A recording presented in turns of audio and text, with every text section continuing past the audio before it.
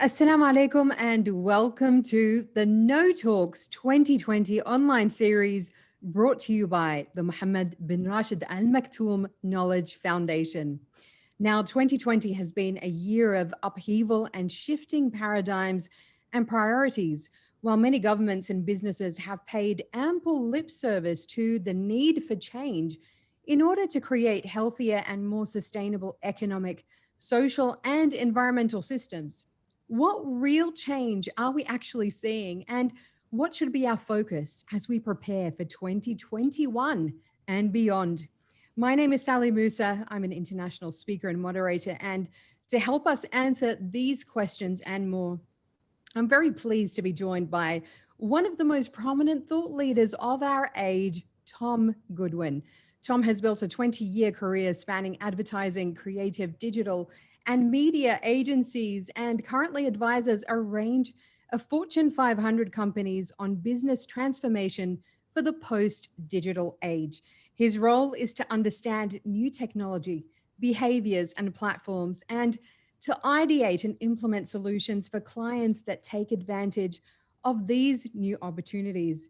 Tom is the author of Digital Darwinism: Survival of the Fittest in the Age of Business Disruption, which helps companies understand how to digitally and culturally transform and drive innovation. He is the founder of All We Have Is Now, an insurgent strategy consulting firm designed to create change through provocation. Tom is also a founding member of Wharton's Future of Advertising Board and currently sits on the World Economic Forum's Future of Work Board. Joining us live from Miami, welcome, Tom Goodwin. Thank you very much, Sally. It's great to be here, and I feel genuinely privileged to have this opportunity to talk about the changing world. So good morning, good evening, hello, welcome to everyone from around the world joining this presentation. Just before you jump in, Tom, we just want to let our audience know that there is a simultaneous Arabic translation, and they can find the interpretation button there on the screen. They can select Arabic, and then they can mute your original sound so that they can hear you in Arabic, in fact. And Tom, you are going to be also taking questions towards the end. So if anybody has any questions at all for Tom, you can get those in on the Q&A button there as well. We will get to those at the end. So please go ahead, Tom, take it away. Wonderful. No, thank you for that, Sally. And that also gives me a good chance to remind you a bit of the format of this. So this is not merely me speaking. This is not merely a presentation. This is a guided conversation with Sally taking a significant part of the second half of this hour. Sally is a renowned speaker, and I'll introduce her more, but her views on the changing world and her perspective, having spanned different disciplines, gives a lot of texture and addition to this. So there'll be a short presentation from me, then a sort of interview type session between Sally and myself, and then we're opening up to more people at the end. This really is a remarkable moment in time, and it seems like a chance and a chance to really change how we think about the world. Like, we have often not proactively created our future. We sort of accidentally and haphazardly create the world around us. So this is both a change in the world to rethink our world, but also an incredibly rare chance and opportunity to rethink our world. My company is called All We Have Is Now, and all you need to know is it's based on the miraculousness of this moment, this pivotal point in history where we have an abundance of technology and amazing things that can be done. And it's based on a real enthusiasm and urgency to make a difference. There are quotes that I think often summarize the feeling of a moment. And around 2008, there was this Chinese symbol that meant both crisis and opportunity, and it was used in PowerPoint presentations around the world. It wasn't even that correct, but it was a helpful way to summarize the zeitgeist. And at this moment in time, I think we see this quote from Sir Winston Churchill used quite a lot. You know, never let a good crisis go to waste. And it feels slightly uncomfortable, to be honest. It feels a little bit smug. It doesn't necessarily seem that empathetic to the reality of the hard times that the world is facing. So we need to be understanding of that, but also realize that this genuinely is a once in a lifetime moment that we can really explore the power of the future. And we have this expression called the new normal, which again has been used throughout the world. And it's somewhat uncomfortable to me. I think we need to understand that normal was a place that we all got to. And we shouldn't merely be seeking to return to familiarity, as comforting as that is, that actually we should probably think beyond normal. Like, we are either desperately trying to return to precisely what we had before, or we can consider this unbelievable opportunity to go back and to think and to ponder and to become more human. And somebody's going to be talking a lot about that later on, and be more thoughtful about what life means to us and what matters. There's another wonderful quote, I believe, from Marshall McLuhan, which I think explains some of the context of where we are. It's this idea that first we shape our tools and then they shape us. Because so much of modern society is not necessarily us deciding to live a certain way, but us being held hostage to technology. Technology has kind of gone from being an enabler of a wonderful future we can create to sometimes something that's in command of us. We seem held hostage to our calendar. We seem to have our priorities dictated by Asana or Zoom. We tend to do whatever our phone interrupts us to say. I think now is a moment to recognize that we have to take back control, and we have to use technology as a lever to create the lives that we wanted. I have a fascination with the way that technology entered our lives. And I don't often look back, but there was this amazing moment around about 2006 where we could see the profound effect that technology was going to have.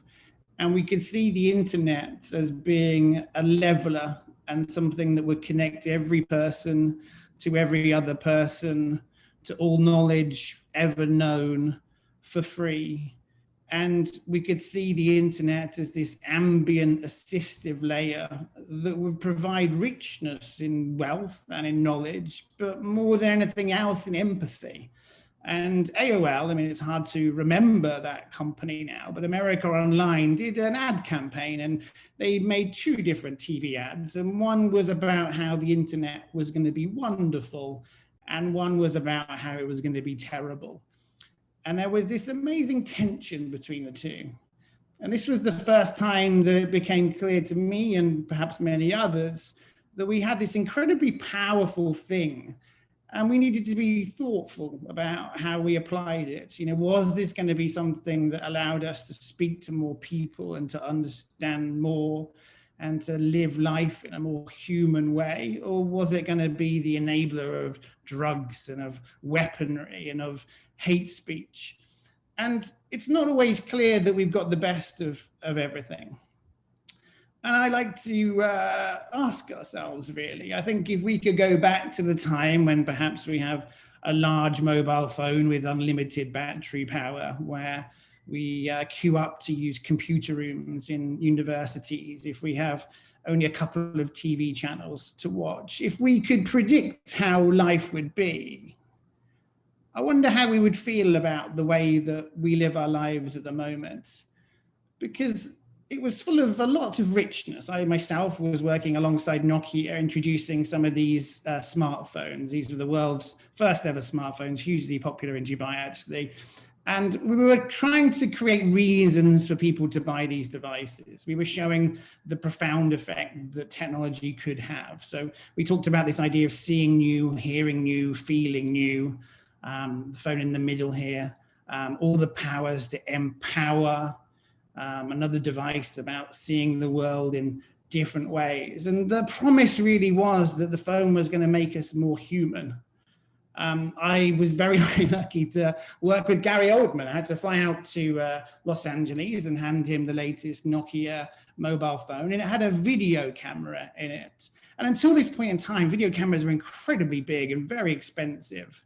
And the idea behind this campaign was that all of a sudden, little moments of wonder were around us everywhere. That if we looked hard, the way that the sun was bouncing off the sea, or the way that the wind was whistling in the trees, the famous film with the leaf blowing in the wind, which names I forget me now. It was these kind of little moments of magic that we could now record because of the phone. So I flew out to LA. I spent 3 weeks producing a movie with him. And I was absolutely shocked because the film he made was merely a rubber ring in a swimming pool. So I was determined I was going to get fired because this was one of the most boring films I've ever seen. But actually, it captured beautifully what the device was really about. It was about enjoying the mundane. It was about seeing the beauty of the everyday moments. It was about having a device that meant you could be more clear in how you could see things, how you could extract more magic from things that were somehow boring. So that was the kind of the promise of this technology. This way to connect people, this way to allow farmers in Africa to choose which market to go to sell their goods based on the best price. It was a way to predict weather and know how to plant crops in the developing world. And I think it's not that we've used it all wrong, but we need to be cognizant of the fact that we haven't made perfect choices in all directions. I was on holiday recently in Santorini, and I decided to capture people in amazing places who are captivated by their phones. And hopefully you can see that on this image here, the sort of guy in probably one of the most amazing places in the world. I think he's looking at the stock market results or football scores. And as you go around the world and you really look to see how people are captivated by these devices, it's become clear that we're not necessarily in the moment.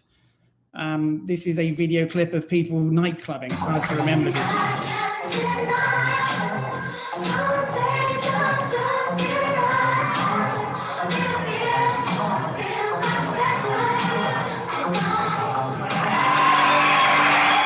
I mean, I've never been the biggest nightclubber, but that doesn't, to me, look like a very good time. That looks like lots of people trying to seek validation and to get more likes on their videos. And it kind of seems like we're broadcasting life more than we're really living it. And we're creating all sorts of weird things that we don't really know how to deal with. So there's this notion of ghosting, which is slowly taking over the world, both in terms of sort of romantic relationships, but also even with job searches and friendships, where we're slowly learning that we don't really know how to have difficult conversations because it's just easier to sort of block people or to never reply.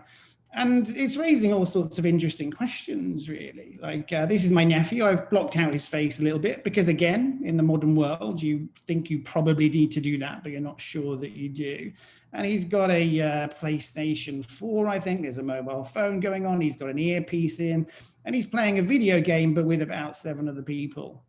And we don't know if this is good or bad. Like, we know that playing used to have a physicality to it, that you'd be running around a woodland with pretend machine guns. And now we're doing the same thing online and everything's separated. And we don't know whether this is a deeply lonely experience or a wonderfully communal experience. In fact, the very nature of our devices, I think, is quite interesting because it promised to be a sort of portal that would remove us from the here and the now and then take us into this abundant world where everything would be augmented, where we could have a deeper understanding, and it would allow more things into our heads, and it would allow us to explore the physical world more by getting out more. But there are times it looks a bit more like a barrier. It's becoming a way to avoid conversations as you wait for a train. It's becoming somewhere to put our eyes so we don't have to feel strange while we're waiting for the elevator. It's become a kind of a way to avoid thoughts about life coming into our heads. We're terrified to be bored and to ask ourselves difficult questions. It's much easier just to scroll down and to see something else come in. So we really are in this weird interim. And I think it's really important that we recognize this is an interim. This is not our future. This is not our destiny. This is all very understandable. This is very new. It's a very typical thing. Every time a new technology comes into our life, we love it, but we have no idea what to do with it.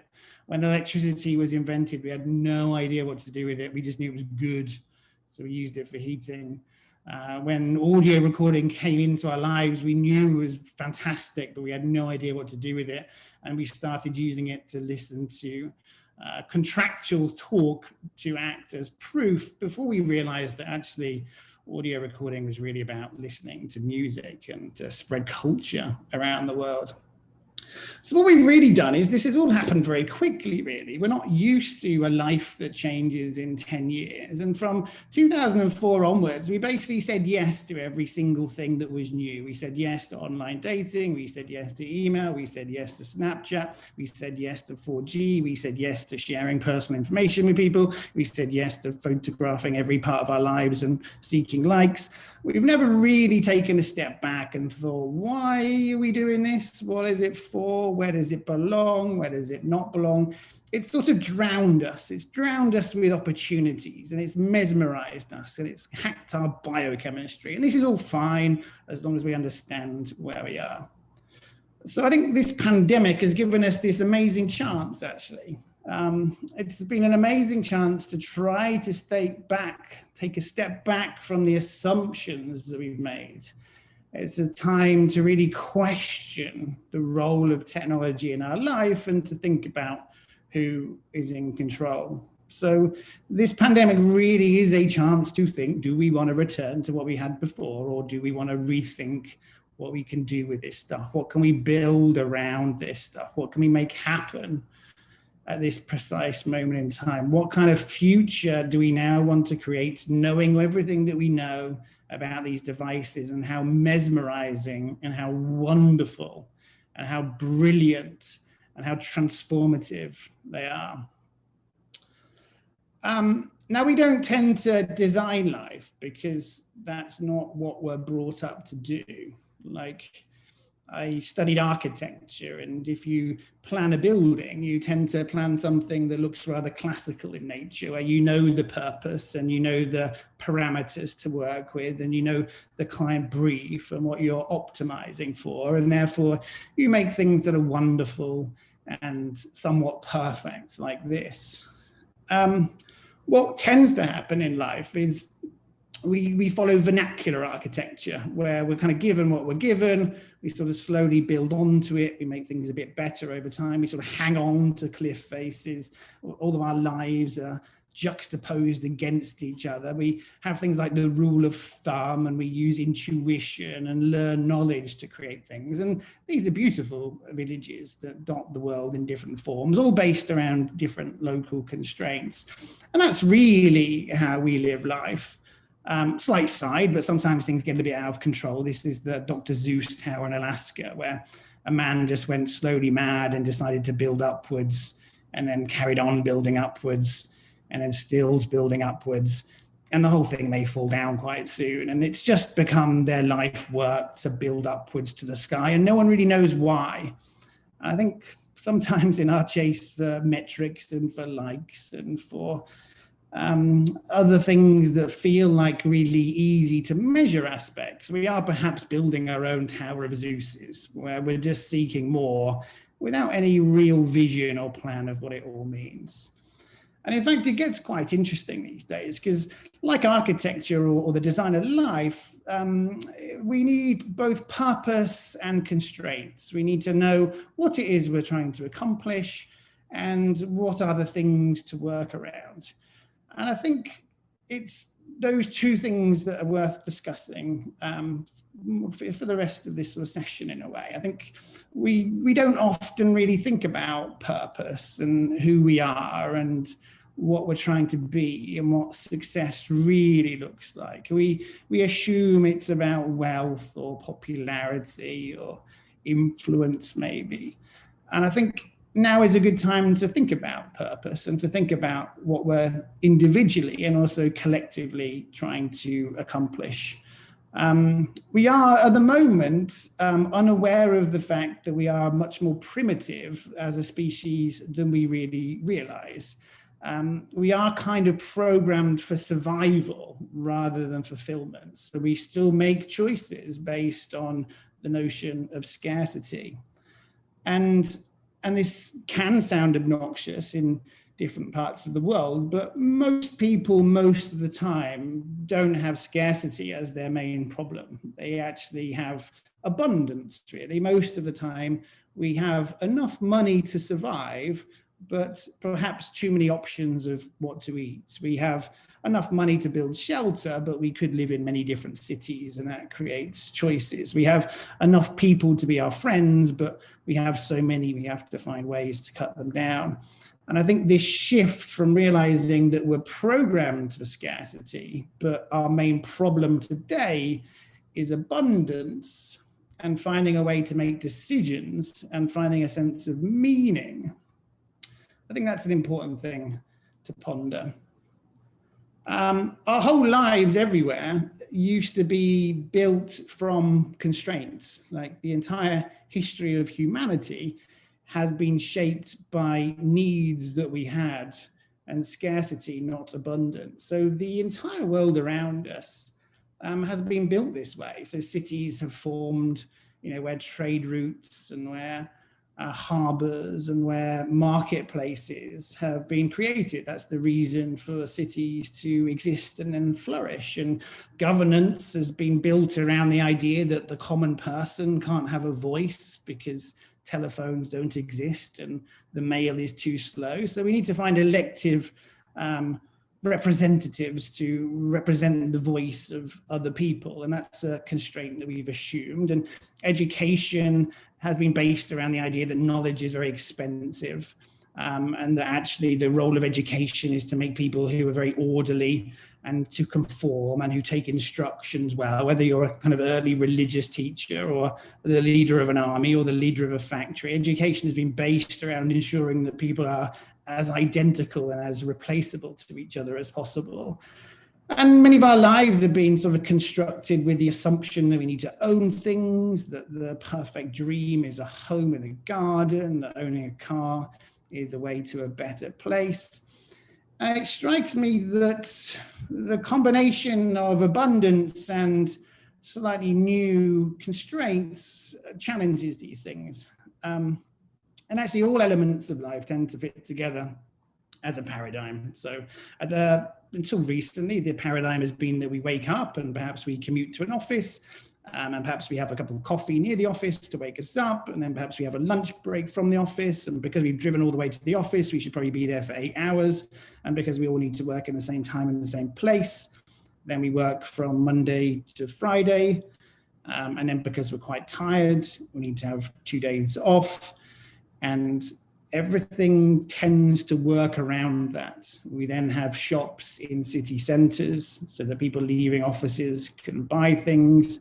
We then have cinemas so that people can go to the cinema on the way home from work. E-commerce doesn't work because we're not in the house at the time. And you slowly realize that everything works together like this beautiful jigsaw puzzle. And this is kind of the world that we created until the pandemic hit. Because now technology has made us realize that many of these constraints and assumptions just are not really true. There's no reason why we need to go to the office. There's actually less of a reason for us to work at the same time. It's actually possible to do 1 hour of work one day and be brilliant, and to struggle the next day and do many more hours. And more than anything else, and this is quite hard to explain, but space and time have been kind of exploded and extruded and bent and blurred by this. because in some ways space has never felt less important. I'm in Dubai right now, and that is irrelevant to this call. And as we work in a global way, where we are really seems irrelevant. But at the same time, our physical proximity towards each other has never been more essential. The need to keep sort of 2 meters away. We're seeing regions have more and more local plans. We're seeing countries break off and unions become smaller. So space is becoming both more important and less important at the same time. And time is kind of the same. Now days of the week seem somewhat irrelevant, and the notion of the 9 a.m. start seems somewhat irrelevant. But yet we're also very heightened to a per second feeling, because we're on Zoom calls that start at precise times, and being late has never had an excuse. So we're kind of going through this real shift in some of the fundamentals. What we've really seen is that in the modern era, for many people like us, the value that we add has been completely removed from our bodies and even our presence. You know, we are no longer factory workers moving machinery from A to B, but we're people who think. So we just need to be mindful that we're at this incredible moment where we get to create this world. So my first book was very much about what your company would look like if you set it up today, and how you can genuinely construct and conceive companies built for the modern era. And I'm not sure if I'll write the book, but maybe I will. But if I was to write another book, it would be, what would your life and what would the world look like if we were to make it now?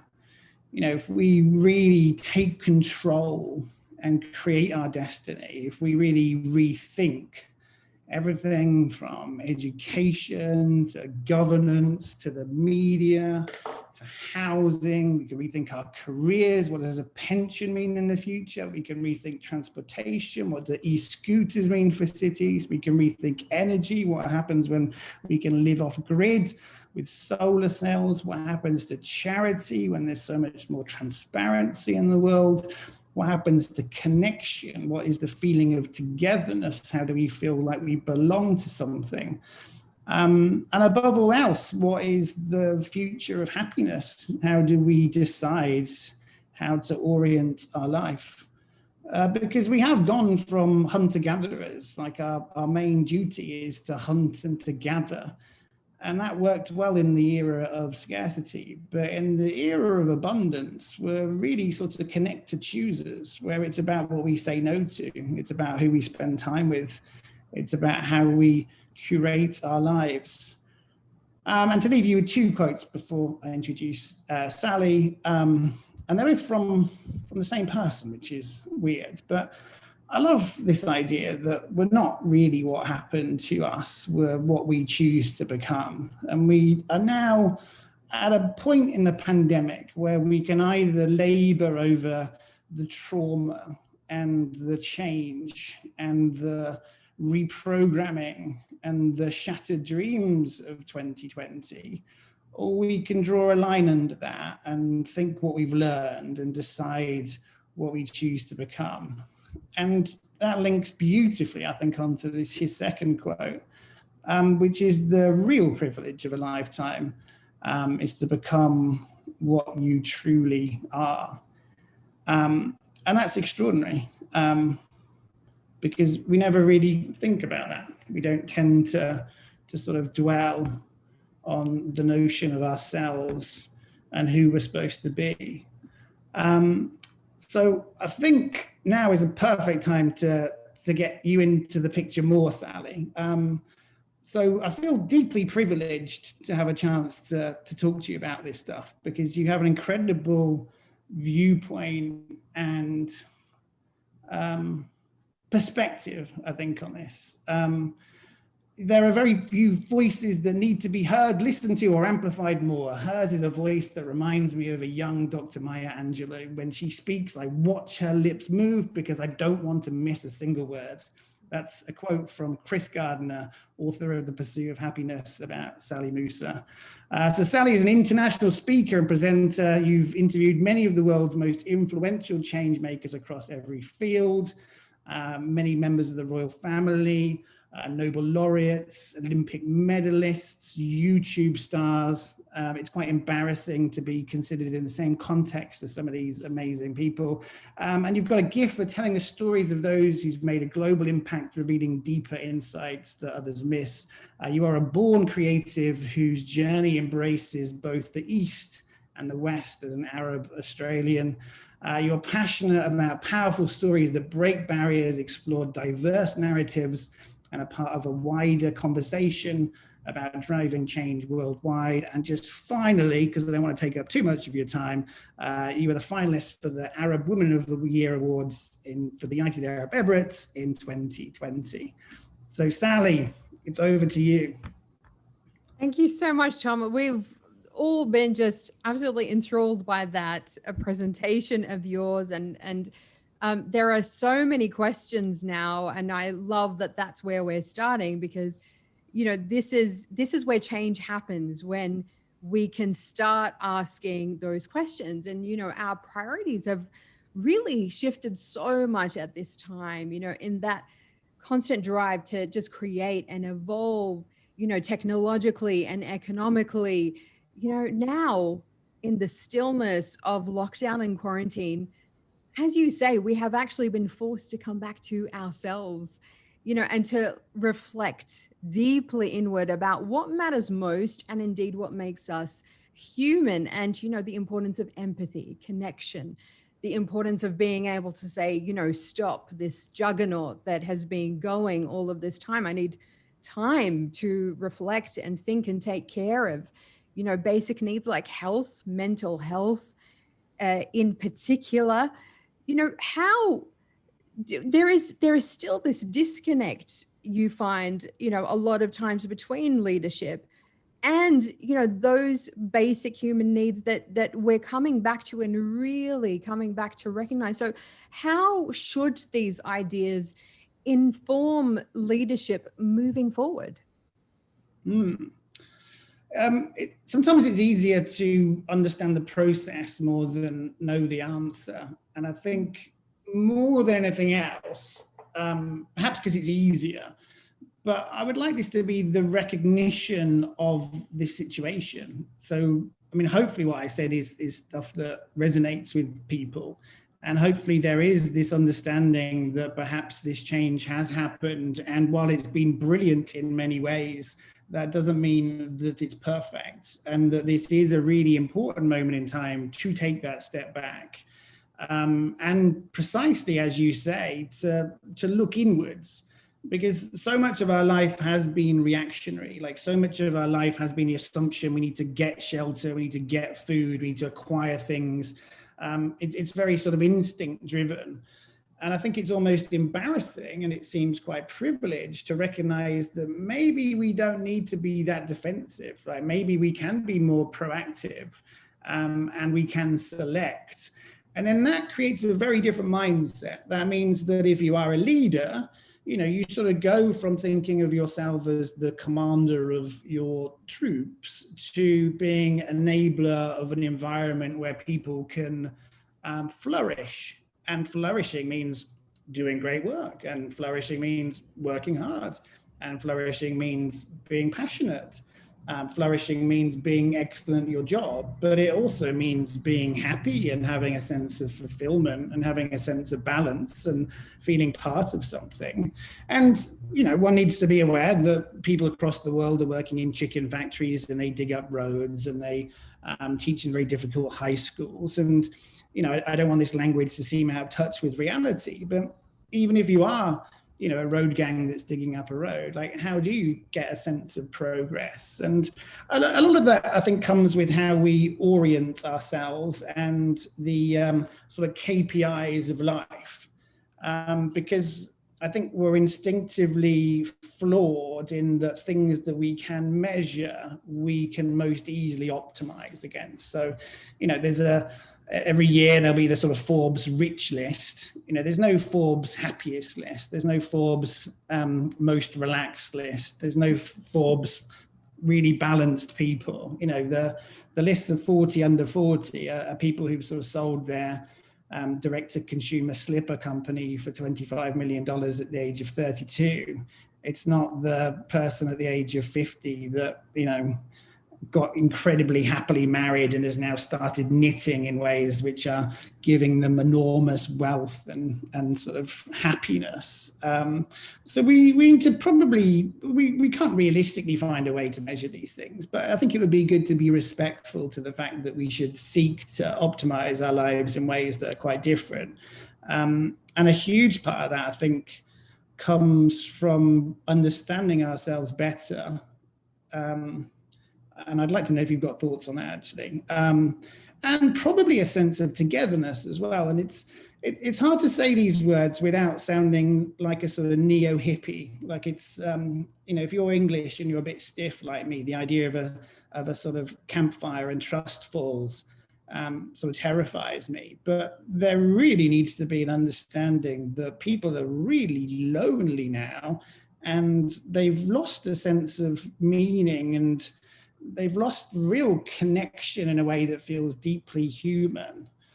And I don't know, I think you're part of some sort of groups towards that. So I'd love to know more about what you think about how we can understand ourselves and how we can feel a sense of togetherness.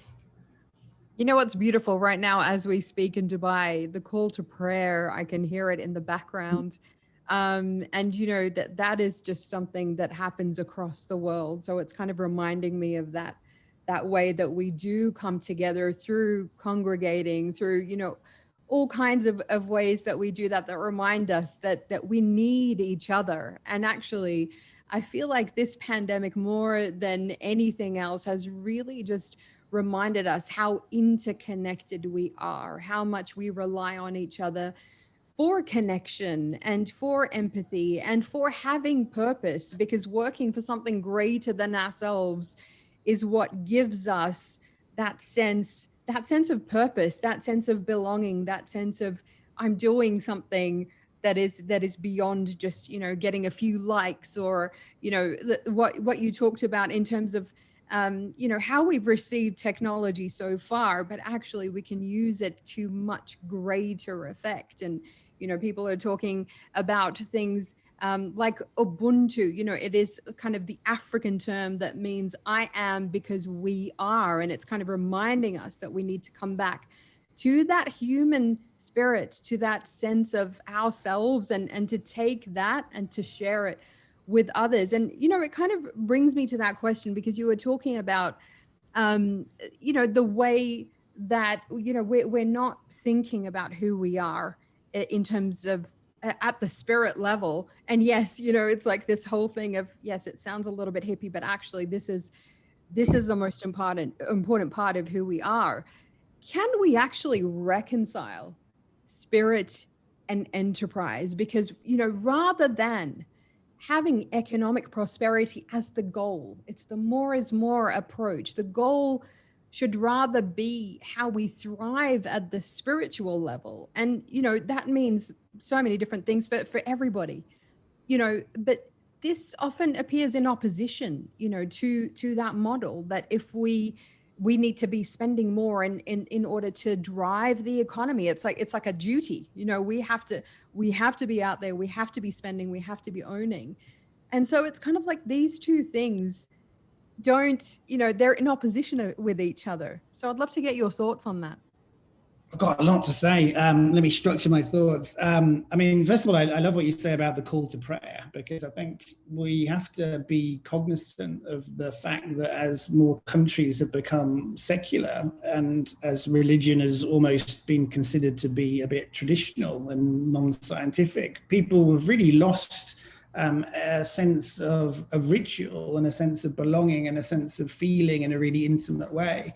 And I think many activities that have replaced religion, like going to watch a sporting fixture or almost a protest rally, many of those elements that brought us together have been disrupted in the pandemic. And I think, we are wrong if we think that everybody is fine right now. Like, people have done a miraculous job of surviving a global pandemic.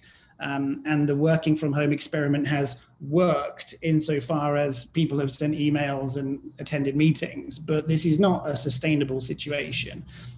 We all need to have physical places that we go to. We need to have beliefs that we rally around. We need to have a calendar to the year that marks the passing of time. And maybe that's a sort of rural festival celebrating the harvest that you brought in over the summer, or maybe it's something that's more contemporary, but we need that.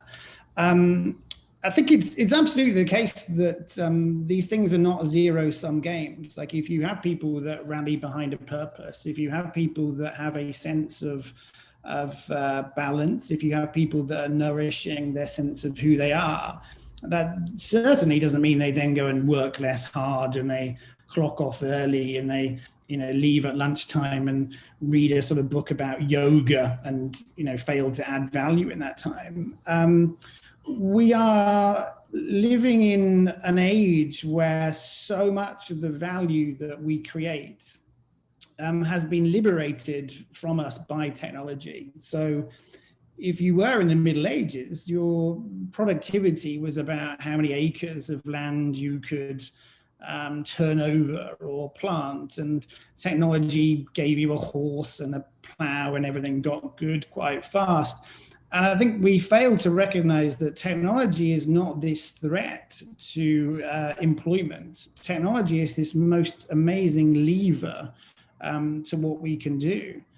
And the more advanced technology gets, the more it frees us up to add the value, which is the most difficult for computers to do, and is most wonderful for us to do, and actually doesn't take that long. To have an extremely good business idea can take about 15 seconds in the right frame of mind. And I think, and this is probably quite naive and irritating, but the more that we can go about our lives where we really think about what we're trying to accomplish and prioritize, and we focus on imagination and optimism, and the more that we seek to accomplish more and add more value by thinking better, then the more we can do. And it's extremely hard, especially, it's different in different countries. I think places like Australia and the Middle East have a more healthy regard to what work is about, and it's more focused on relationships.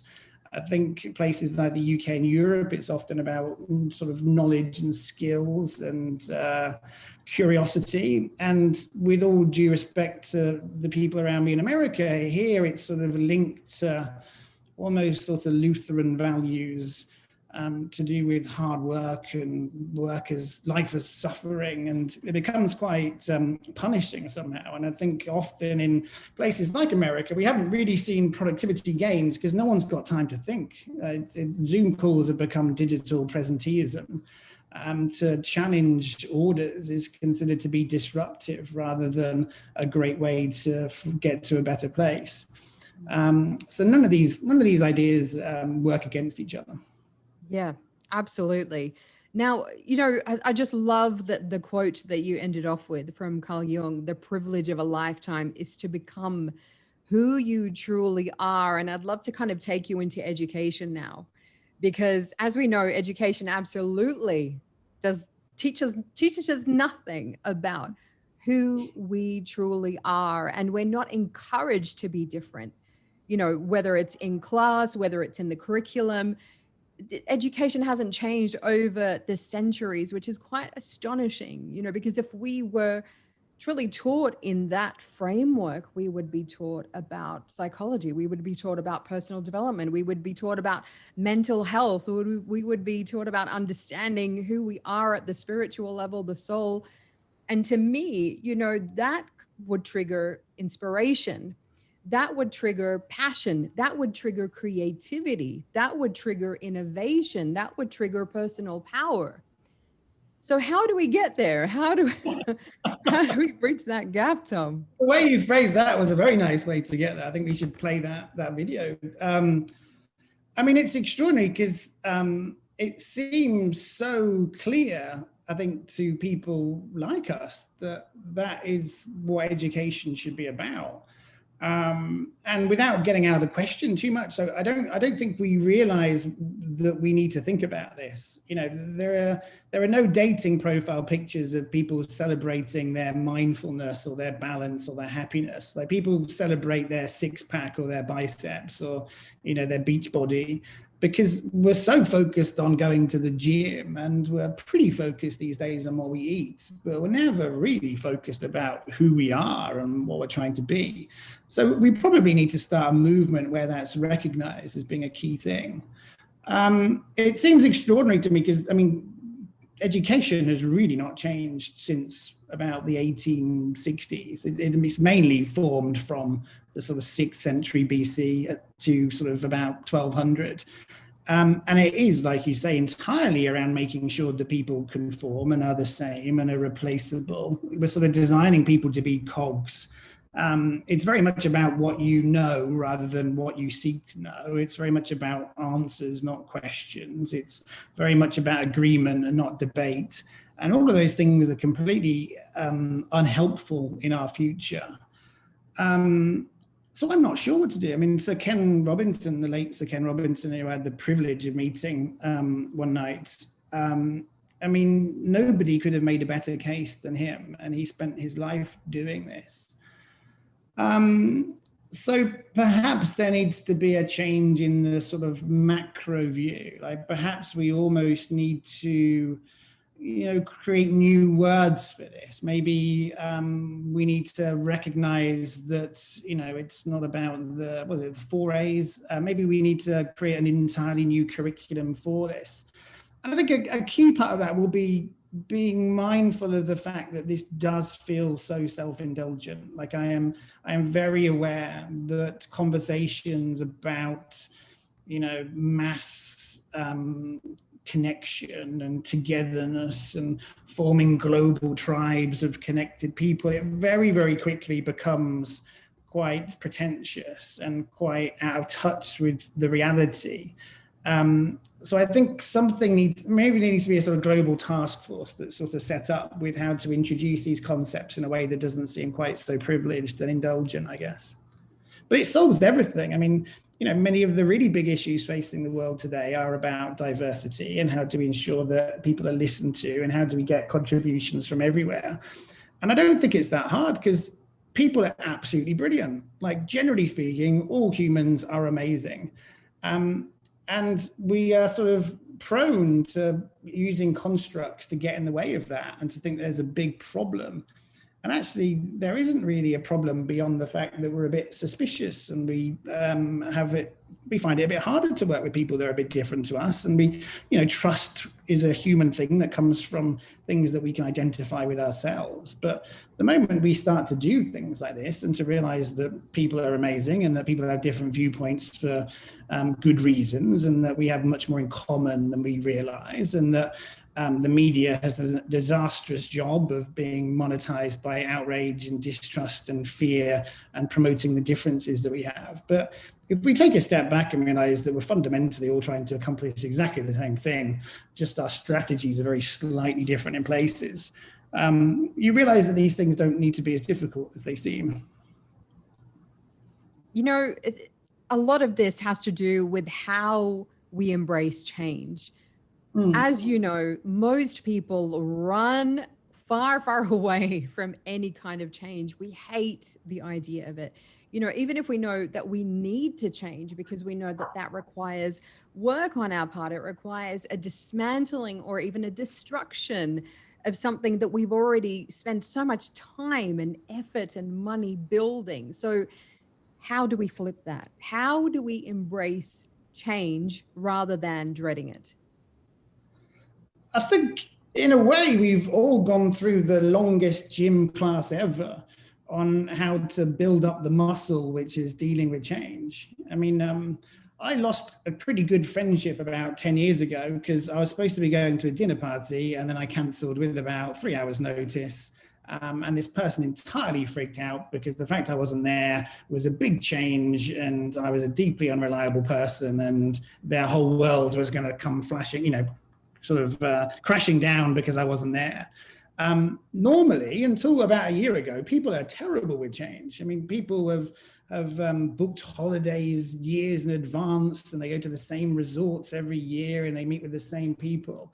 And if you'd have told me that we'd have existed for 9+ months with every aspect of our lives completely changed, with the complete impossibility of making any plans, with the knowledge that every flight is prone to delay, every hotel could cancel your thing, every wedding could come from 100 people to 5 people to being illegal, every funeral could get changed in its location, I would have thought as a world we would all be in bits by now. I would have thought there's no way we could possibly deal with that. And actually, we've coped incredibly. It's been absolutely miraculous how good people have been at dealing with some of the most anxiety-inducing and life-changing changes we've ever known. So it may be that we're a lot better at it than we thought. And it may be that we should stop assuming that people don't like change, and instead find ways to explain changes, and find ways to contextualize changes, and find ways to show alternatives and make people feel in control of the decisions they make to change. But I have been wrong many times this year, and one of the things I've been most wrong about is not realizing how well people would cope with this enormous change, and we would be wise to learn from that. Yeah, for sure. And of course, technology has been a massive part of that. I mean, 12 months ago, who knew what Zoom was? I'd never heard of it before. And now it literally is our entire lives. We're here right now on it. This is the way we work, we meet, we entertain, we learn. Everything is done in this way. So, for now and beyond the pandemic, and in terms of what you talk about, which is how we can design our lives and how we can harness the power of technology to do that, how do you see that playing out? The most important thing is that we don't lean on technology and let technology replace things. I get very worried when I hear about companies saying how brilliant this year has worked and how much they've saved on flights and how they realize that meeting people, across the world was a waste of money, because that's just not true. Like, even taking an event like this as an example, like this event in other years has been this absolutely wonderful smashing together of minds from all over the planets, and ad hoc conversations, and going to dinner with different people, and celebrations, and human life and richness sort of colliding in wonderful ways. And this is a brilliant augmentation to that. This is a brilliant way to take that same spirit and to take it online. But that doesn't mean that the future of this event should be like this. And it doesn't mean that the future of this event should be like 2019. It means that we need to find a role for each one. So technology like this can be a way to expand the reach of a wonderful in-person event. Technology can be a way to bring in other speakers who perhaps can't travel so freely or are deeply expensive to book for personal sessions. So the main thing is that we don't return to the old world, and we don't just jump on technology and embrace everything that we're doing now, but we meaningfully create an environment where technology becomes an empowering device that allows us to be as rich and as human and as authentic and as together as possible. But technology has to be the thing that is the lever and the enabler, and not this thing that replaces those elements. Yeah, we have got so many questions that have been coming in for you, Tom. This one from Amani Jarrar, associate professor from Jordan Philadelphia University. She says, bless your efforts. I like the idea of rethinking our future, but don't you think we should rather rethink ourselves and go back to the major philosophical questions about life, truth, reality? I mean, we should is the sort of correct answer. I mean, it's very hard. I mean, you know, I'm very happy to admit that I'm not that good at questions like that. Like, it scares me to entertain things which are so deep and so profound. So, you know, if you are capable of that, then I think that's the way forward. And I probably need to work harder on sort of working out those muscles. You know, I know that we discussed before this idea of happiness, and it's very difficult to understand yourself, and it's very difficult to know what will make you happy. And studies have shown it's extremely unpredictable what will make people happy. So there's clearly a lot of work to be done, and those are great questions. And certainly anchoring in the past is very helpful. I think we were obsessed with this fact that everything is new and unprecedented.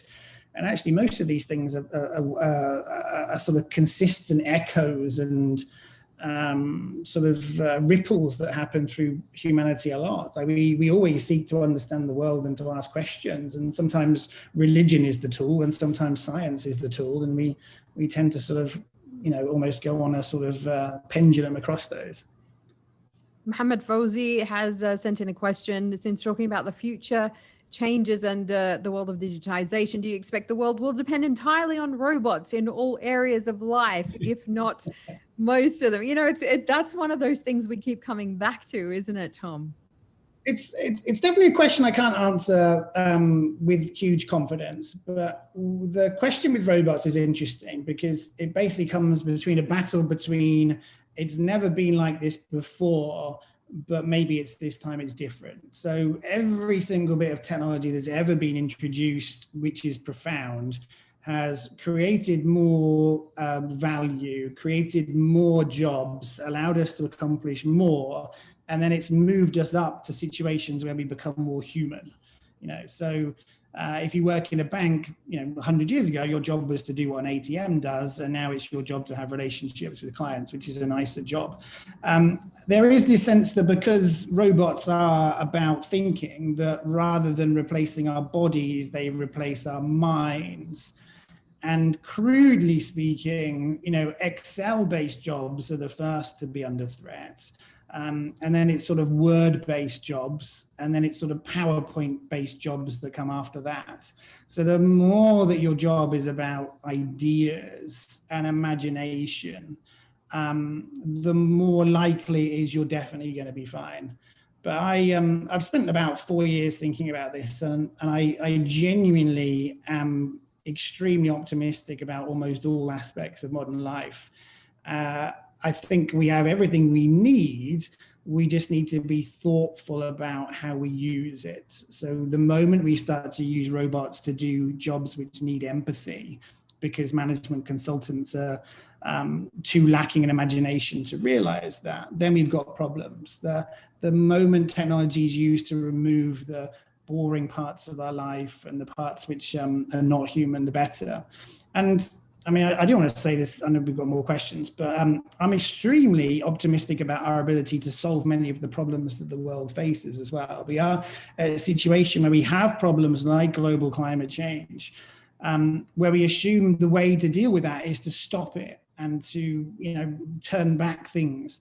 And that is part of the solution, but we should also be extremely comfortable in our imagination to create and to solve problems. Like if we're able to create city states like Venice, or build canals to dredge Miami, or to create almost 80% of the Netherlands, then we should, in the modern age, be able to create wonderful new dwellings and cities that mitigate some of these problems. Absolutely. And, you know, very much to your point of we're never bored anymore.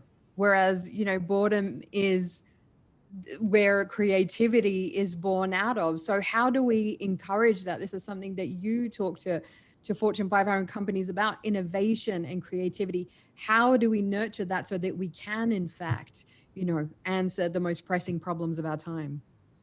It's a bit of a consistent answer, but I mean, the main thing is to recognize it's a problem. I mean, there will be some people right now on this Zoom call that have enjoyed this, but are still flicking on their phone because they got this itch to check Instagram or something. Like, we are drawn to these things like moth towards light. And we need to fight that urge. We need to fight the feeling that the moment that we're not being stimulated, it's bad.